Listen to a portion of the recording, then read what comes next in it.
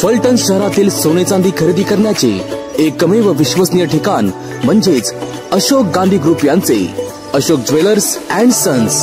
आमचा पत्ता अहिल्यादेवी चौक फलटण। आमच्या इतर शाखा अशोक ज्वेलर्स महावीर स्तंभाजवळ, मोदोजी हायस्कूल गेट नंबर 3 समोर फलटण, रत्न ज्वेलर्स उघडा मारुती मंदिराजवळ, रविवार पेठ फलटण।